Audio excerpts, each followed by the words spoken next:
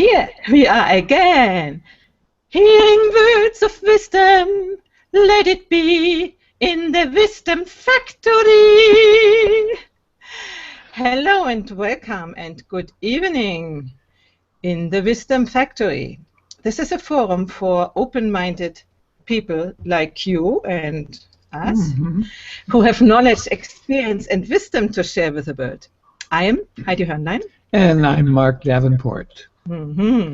Our topics will cover all areas of human experience, and we invite people who not only have interesting things to say about their topics and about their lives, but who have also an evolved perspective on what they are doing. They all are inspired in contributing to the creation of a better world by helping people, I mean you, to gain a better understanding and perspective on what is happening in your life and what you can do to contribute to resolve many problems in this world. This is our first episode in 2015, and it belongs to the category business. The title is Business Coaching.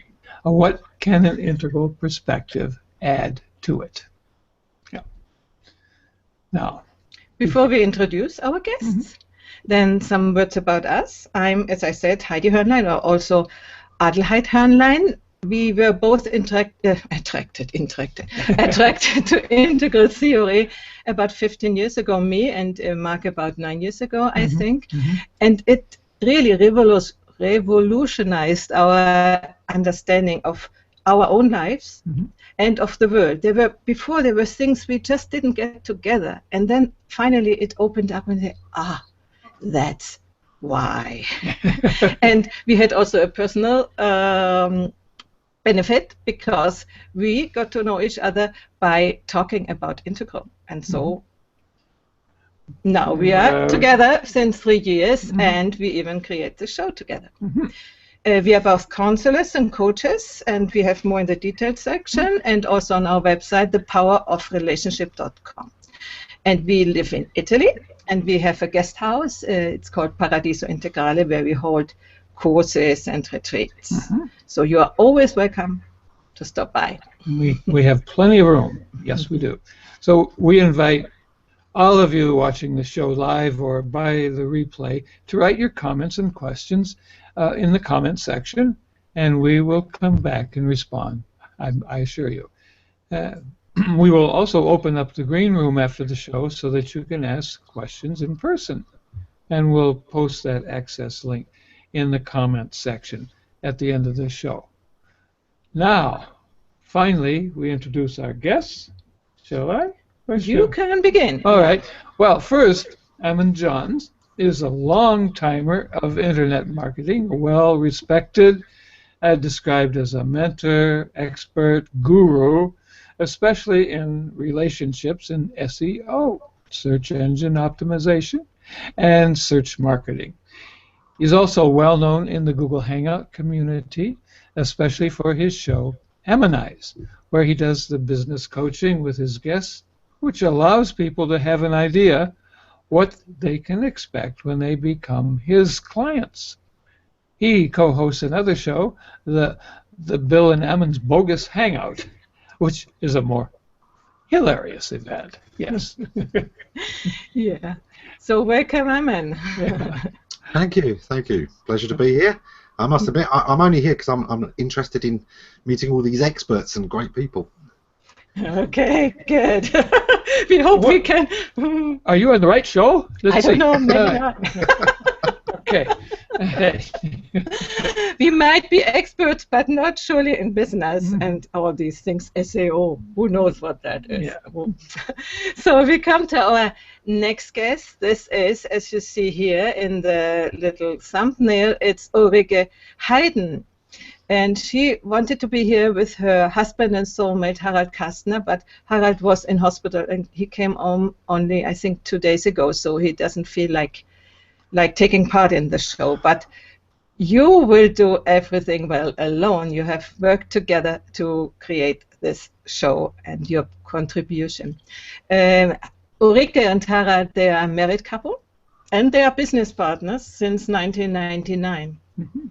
And in order to keep doing what they really love doing, that means supporting people to master personal and career shifts, they themselves had to change a lot, and they keep going with.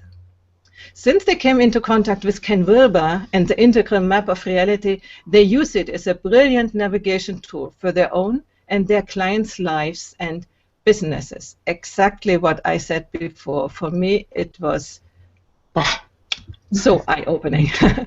Both Ulrike and Tara, they are based in Austria, but I think they are expanding their presence online in this year. I'm waiting for that, Ulrike.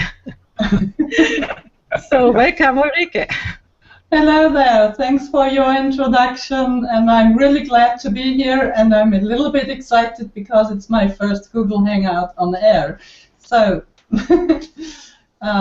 very welcome. Wonderful. Wonderful. You will see nobody will kill you. It will go perfectly. Yes. Actually, we hope you'll be kind to us. That's the way it works, yes.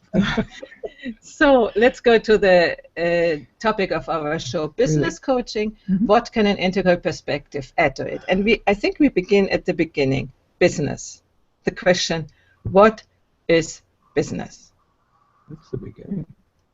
Who wants to answer to that? What, in your eyes, is business? Ladies first. Thanks, Herman. Well, if you ask me, I started off with a commercial training school, but I actually didn't like it. So I wasn't on good terms with business for a very, very long time, because I'm more the artistic person, or more the language type, and more the social type. And I didn't like the way I was taught business at school. So I had to go a very long way of finding myself, and only when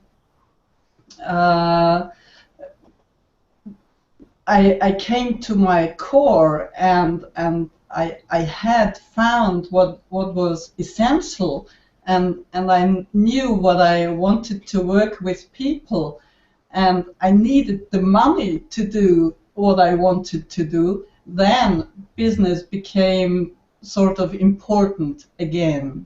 And that's mainly the point where we work with our clients too. They simply want to live fully fledged lives, and they simply sometimes have to get some private lessons on the business items too. So that's a long story cut in short.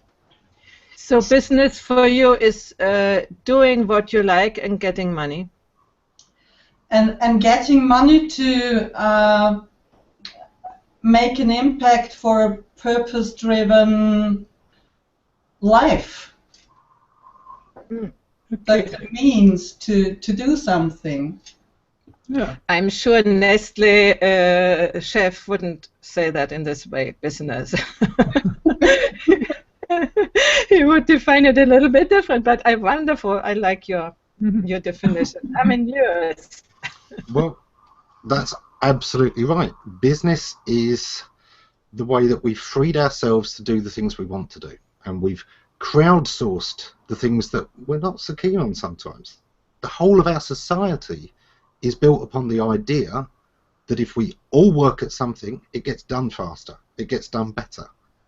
And then we discovered that actually, instead of us all having to grow our own vegetables, a few people can run a farm and feed everybody. And okay, they no longer have time for the carpentry, but the guy down the road, he's great at carpentry, he loves doing that all day long, so he's now able to do that and swap for the food. And now you've got a baker down the road as well, because there's the wheat, and he's worked that out. And society is built on business. Business is what enables us to feed everybody, to clothe everybody, to house everybody, and still be able to find our own path, our own value, our own thing that we want to do. And that's what business is. It's a tool for society. That sounds wonderful. Yes, it does. Why do we have so much trouble with it? Yeah. Wonder what that. Why do we need business coaches? Yeah. If it's so obvious.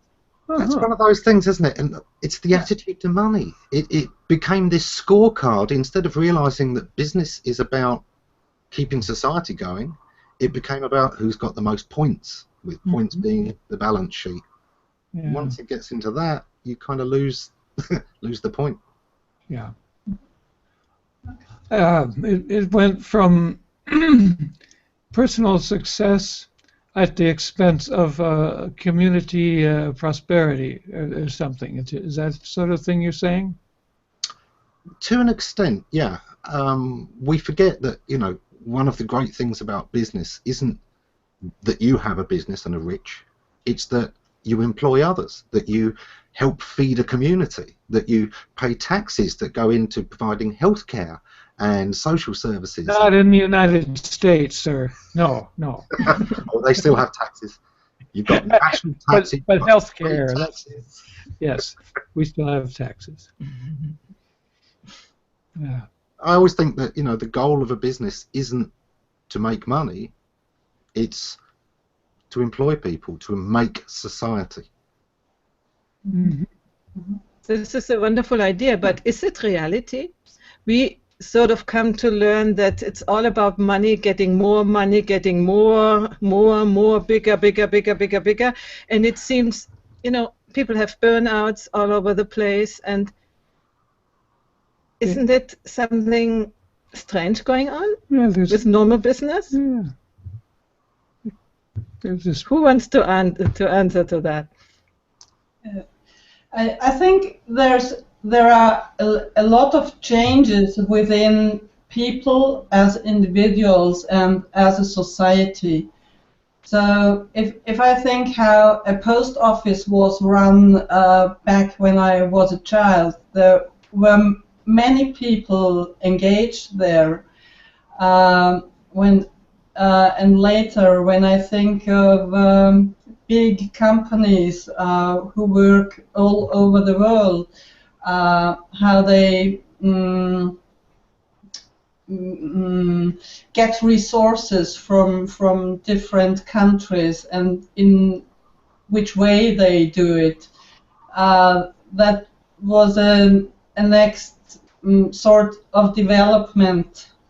And if I think of nowadays ways where people share knowledge or do crowdfunding, there are certain values which change in businesses.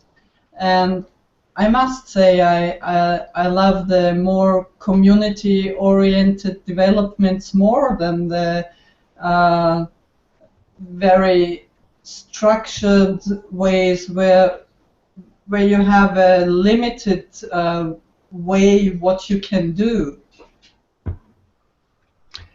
Well, that's interesting, Ulrike, because I don't want to beat a dead horse, and in the meantime, business itself has changed, and my ideas that I grew up with and how I saw big business working are no longer necessarily still going forward in that regard. And full to see some of these values changing, and it's hard to keep up with, though, in some regard. I think this is a specialty of Amen, and we ask him about the changing in businesses and how to cope with it. It's certainly something I'm very familiar with. Working in search engine optimization, that's one of the fields that more than any other people are always saying, my goodness, that changes so fast. How do you keep up? Every day there's something new. And actually, no. Every day there are 2 or 3 something news. Literally, last year I believe Google rolled out over 600 updates and changes to their search. So 600, if you divide that by 365 days, obviously you've got 2 or 3 a day because some of them are ongoing multiple days. So yeah, it's a very, very changeable industry, and yet there are things that don't change. There are always the core things, which is what Google wants is for people to use Google, to do a search, to find what they're after, and be happy enough that they will continue to use Google in future. They are looking for quality documents, and they are looking for things that people will accept as quality. And those are the things that aren't changing. People's desires aren't changing. How they want it, when they want it, that kind of thing, and that does change as expectations change. But that's not really a core change in who we are as people. It's a core change in what we expect of the technology. As we get more and more used to the technology, instead of being amazed that instead of having to wait 2 months for a letter, we can now have email. Now we want email in 2 seconds, not 10. Two. We get more and more demanding the more we have. So that certainly does change. But the core thing that we want to be able to communicate, that we want ease, those kind of things don't. And in any business, it's always the best way to deal with change is to find the things that don't, and to anchor yourself to those things, which is usually the core values of your clients. Understanding what your customers want doesn't change that much. Their expectations will, but who they are as people doesn't change quite as much. What do you say, Ulrike? You are laughing. Yeah, well, I experience that differently because we work with people at transmissions, and they change their values in the course of that transmission. What do you mean? Excuse me. What do you mean with transmission? Sorry, transition. I have the wrong word. Okay. Sorry. Very good. Transition. That's what I wanted to say. Let's say, as you mentioned in your introduction, they might have experienced a very traditional school system, which is still going on and training people for industrial purposes to fit in and to learn obedience, for instance. But nowadays we need creativity and engagement and getting connected and being co-creative. And for our clients, it's a real shift to learn a different mindset and to get a different behavior in order to live their purpose. What I'm hearing. The integral map provides too a perspective on values which you can have as an individual and as a society. And the better you know your own values, the better you find the matching place for you. Okay, what I'm hearing you say is that in your experience the values do change when people go into a new mindset, and that you can help them to change the mindset. Yeah, and recognize where their shifts are.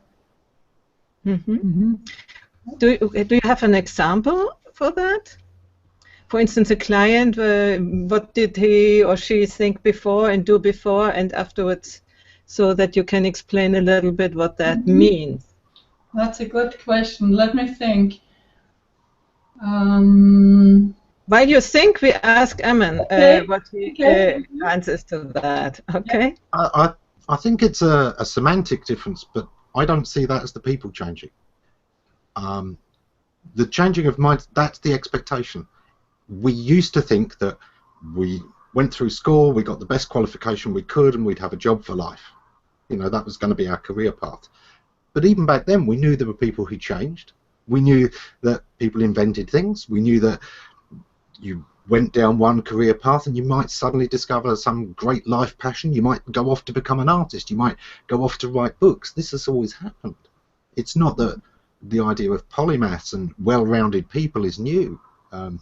Certainly there's a little chap called Leonardo da Vinci who, showed that having more than one talent was a good thing as far back as we can possibly remember. In ancient Japan, samurais were not just trained in the arts of war, even though they're classic warriors. A well-rounded samurai was expected to know dancing and music and art, because if you didn't have the cross disciplines, if you didn't have the mental skills, you weren't going to be a good warrior. Understanding balance in things is actually very old, and we like to think that people didn't used to be like that at all. Oh, no, we're all so much smarter than our ancestors. Do you know what? We're not. They were doing these things. In Shakespeare's day, there weren't many professional actors, but there were no shortage of people willing to do his plays. I'm just saying that we're not as different as we think we are. Humans are inherently contemporary. I guarantee you that however new you think your mindset is, there were people 5 centuries ago who thought much the same way. Yes, their technology, their expectations were different, but their ability to be not just defined by their times was exactly the same. I would agree in the sense that there were single individuals which were already thinking and previewing what we would our society now and our level of development is now. But as a whole, how can you say, a whole community, Yes. as humans all together, they have changed quite a lot from the hunters and gatherers to the agriculture society and then the industrial society, and now we are in the information society. I do really think we have changed, but I don't want to. Yes, but in the agricultural revolution, that came along. Yeah, you previously worked for the man on the land, and then you worked for the man in the factory.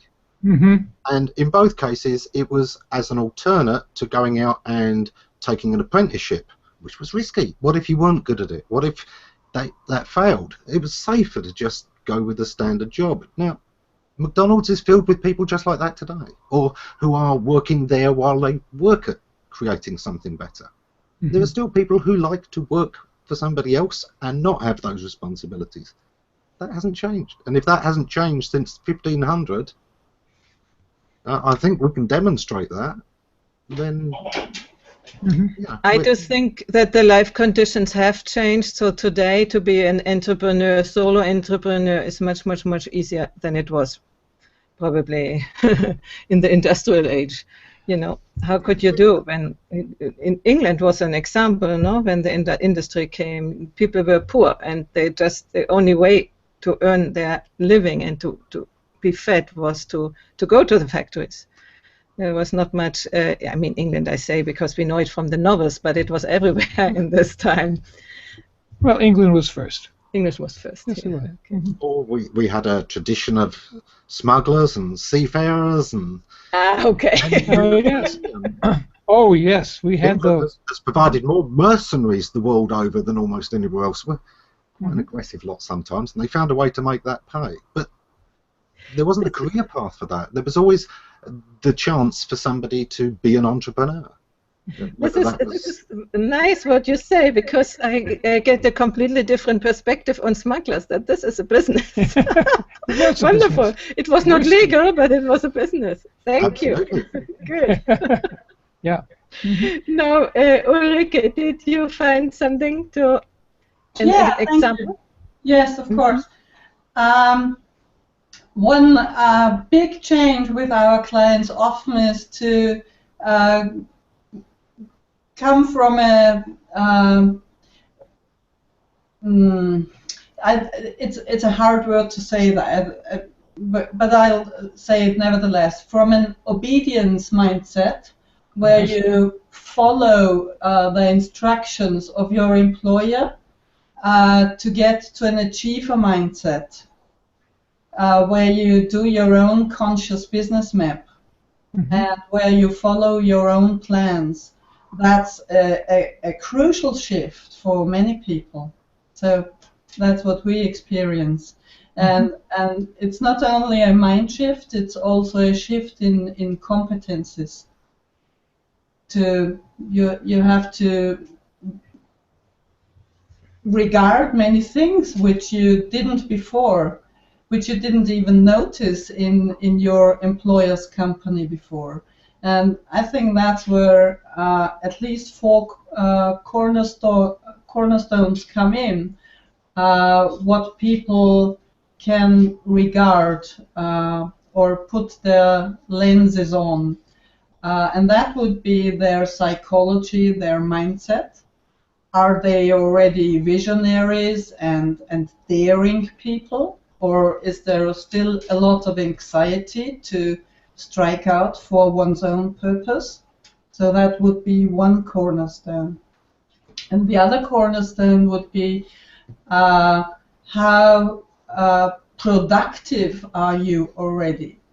In Austrian law, you get paid, that's our law, as an employer. You have to be there, but you don't have to be efficient. That's not in your contract. To be there is in your contract. If you are not there, you sooner or later won't get paid. But it's not that you have to achieve so much as when you have to become self-supportive. And that's something I value very much, when people really become self-supportive to the core of themselves. That's a loving act too. And of course, if you work for a company, the company brings in the customers, the suppliers, the stakeholders. When you're a solopreneur, you have to set up that set for yourself. You have to find your partners, your like-minded companions. You have to learn to live with competition. And that also involves some shadow work again, because if you didn't have to compete before, then, well, you'll have to learn it sooner or later, right? And to be fair with your competitors too, and to respect them and to learn something from them, because in our world you can't do everything on your own. You have to connect, because, for example, like Emon does, I've no clue about SEO, so I'd engage someone or talk to an expert to get the knowledge I need for our business. Mm-hmm. So, and there is a fourth cornerstone we have to regard when we are solopreneurs. We have to regard the laws which apply in our countries or in global business. We have to take into consideration the economic situation, mm-hmm. and the structures, and for instance, project management is a crucial point for many of our customers too. How do I choose the project with the greatest leverage? So, which is it worth to invest in? So, and which is the least effort? So, yeah. So, and if you map that, you know where you have your flaws and where you have your strengths, and then you know where you should start your work. Mm-hmm. Yeah, I'm hearing that you are not so far apart. Mm-hmm. So I would like to know, as the title is, what does Integral add to business coaching? What do you see, Ulrike, what is adding to what Emon says? If there is something also? Yeah, I think it's just the holistic perspective to have it all in mind, so you can evolve smoothly. That means, for instance, not only think about, oh, you should do that, and you should do that, and you should do that, and blah, blah, blah, blah, and this is possible, blah, but that you, for instance, say, oh, how come that you are still fearful? Or how come that you self-sabotage yourself and work on the self-sabotage, on the internal aspects, or also on the communal aspects, if a person has difficulty to connect with other people. So how can they create co-creation, collaboration, if they, you know, ooh, I don't want to say anybody. So that the Integral map where we were talking about reminds you that these parts are also important, and that will probably, as I understand you, Ulrike, be part of your coaching, is it? That's exactly it. It's realizing what's going on, it's clarifying, it's connecting in a centered way, and it's manifesting. Would I be too far off if I were to say that you, Ulrike, have a stress on the right brain activities, and maybe Amon, you're more on the left brain activities, the outward manifestation of things? I don't think it's that. We're actually saying the same thing. It's just we're semantically approaching it from different ends. What I'm saying people aren't changing is that they need coaching and teaching to become these things. If they had become these, if this was already what people are, all of us business consultants would be out of job. They wouldn't need us. The whole point is they want to change. Now, our ancestors may have wanted to change, it's just the opportunity, the expectation wasn't there. The expectation has changed, people have not. That's excellent. Expectations have changed. And also the opportunities were not there. This is exactly what Ulrike talked about. No, we in Integral would say the lower right quadrant, the organizations, the outside possibilities, the systems were not there, which are here now. We can now do online stuff, which we couldn't do 30 years ago, for instance. Yeah. We have resources. Yeah, yes, yeah. Too. Good. So you are sort of talking of the same way, of the same thing in a different way. Yeah. I generally try to look at both sides of things. I mean, yeah, the opportunities have arisen from the internet. It's wonderful. But we've also got to remember that those opportunities have raised up for all of our rivals as well. This is actually the most competitive business environment there has ever been in the history of mankind. You used to be able to open a business and have a guaranteed radius that was your competition and that was your service. Now, anybody in the world can serve the same customers you can because of the online revolution. You don't even have the guarantee of a local audience except for walking by traffic. So understanding the opportunities and threats in the strength, weakness, opportunity, threats thing have both been raised by the same thing is important. There are both sides to this. It's wonderful. How do you handle that? Yeah. You can say something. Really? Oh, well, you know, you mentioned the intense competition, Amin. And at first I think that's a rather intimidating concept. But surely there's some real benefit to that extreme competition. In the past, people tried to create monopolies and to make sure the government would protect their monopoly, and then they charged, you know, outrageous prices for things and so forth. And we can't really do that now. So that's obviously a benefit to the consumer, but the consumer is only one of the stakeholders in this business we're trying to run. What's good about it for the rest of us? It's partly that it encourages innovation, because everyone has to create their own USP to compete.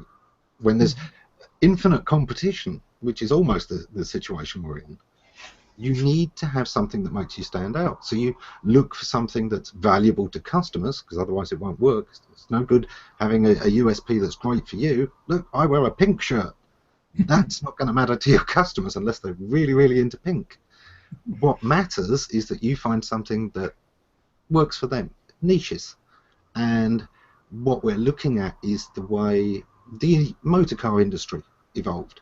It used to be that any one manufacturer of a motor car might have 2 models. That was all they needed. There was a family sedan and there was a fastest car, and that was it. And the idea, sports utility vehicles and off-roaders and little vehicles and big vehicles, all of these things, we're not seeing a cap on this. We're seeing more and more demands for different kinds of vehicles. Everyone has its own fans, its own audiences. And like that, or like the way that IBM, one of the guys there originally said, well, I see the entire market for home computers as maybe 4 machines. Way back in the 60s, Yes. you know, that hasn't happened at all. In fact, we now have multiple personal computers. Some of them are as small as a phone, others are a tablet, others are the home PC, the laptop, and we're going to have even more. We want our fridges connected up so it can automatically order our shopping for us as we use it. Those kind of things show that there's always more innovation. There's always more opportunity. And it's that threat and opportunity together that forms both the carrot and the stick, which is the best way of getting the donkey to move. So I'm a little bit preoccupied now when you say all that, because now we little solopreneurs, how can we compete with all these big... High-tech things, you mean? No, with the people who have big enterprises, a lot of money to make publicity and all this stuff. How can we do that? How do you handle that? For instance, Ulrike, when somebody has this preoccupation like I have. So,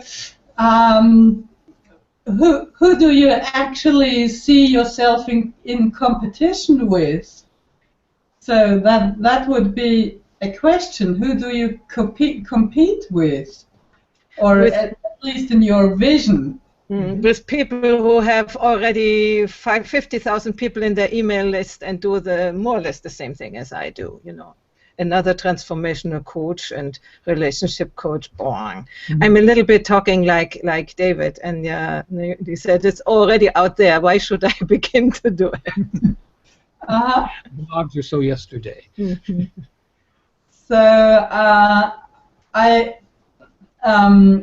I'm sure you are a very unique person, Heidi.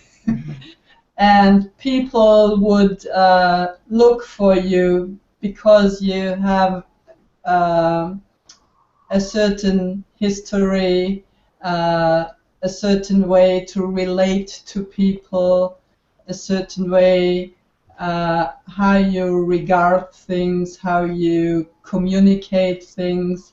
And some of the prospects would be interested in that, and some would rather refrain, and some would say, yes, she's the one for me, because I can connect with what she offers.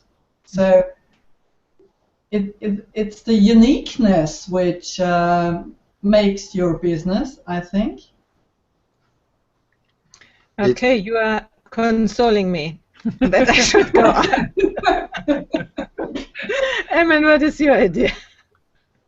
It's the whole thing of finding out what you can do better or differently to the competition that people want. And yeah, sometimes that's literally that you can connect with personality types that some of the existing experts won't, that you can talk at a different level, and finding that unique voice, that unique position, that's where your business starts. Knowing why you're doing this and who for, and being more specific about that. Yeah. It's something I've had to deal with a lot in search. Back in the 90s when I started, one of the hotly contested travel terms was travel. Everyone, I'd get 5-6 emails a day from people saying, travel's really hot, we're going to start a travel company, can you help us get #1 for travel? And okay, here's the 50 travel sites in my bookmarks. Make me delete one to put your site in.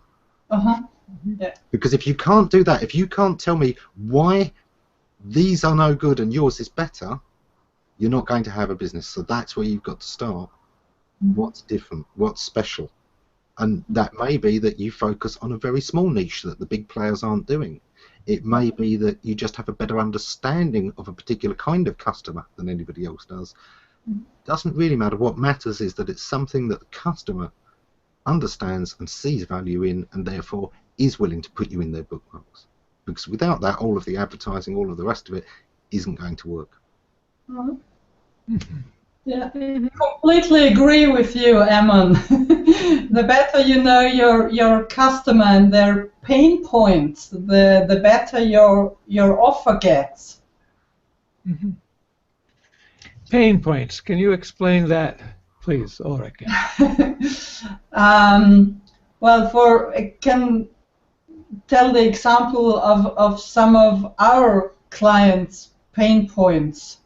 For instance, they lack clarity, or they feel overwhelmed by the rich choice of opportunities,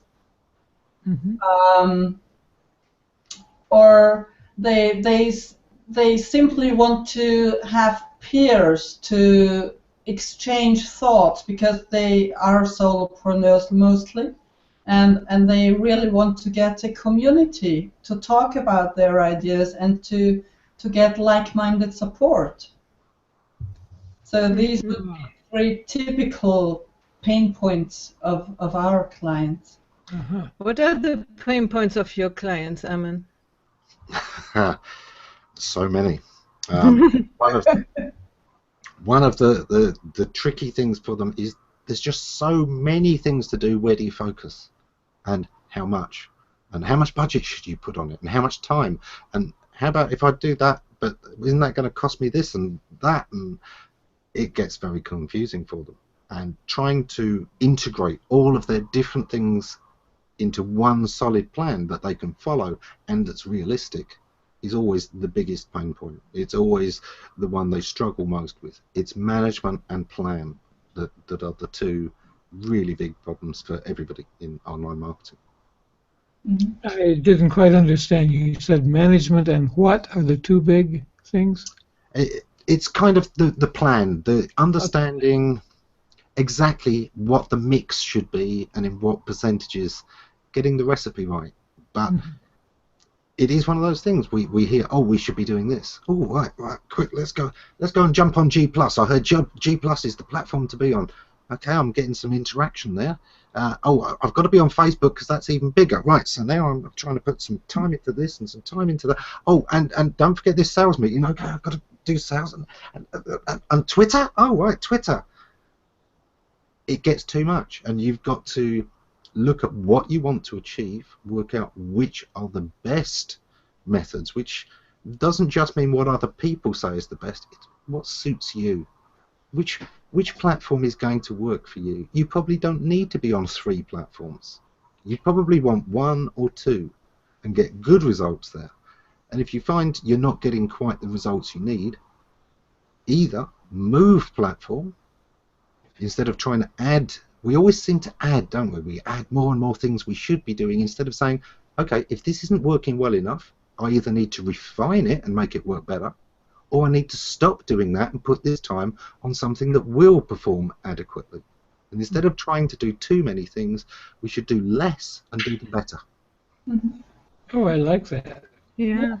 And we are coming sort of to a conclusion. And what I would say as a final word, and you say if I see it right, I see Eamon talking more about strategies, and Ulrike more about internal development and community and things like that, which, by the way, is sort of typical masculine and typical feminine, at least in my understanding. Is it right? That's pretty close. I'm very much results focused. Where you want to be, let's get there. So that's kind of my thing. Straight line. And this is very much masculine energy. Eros, go for it. Yeah.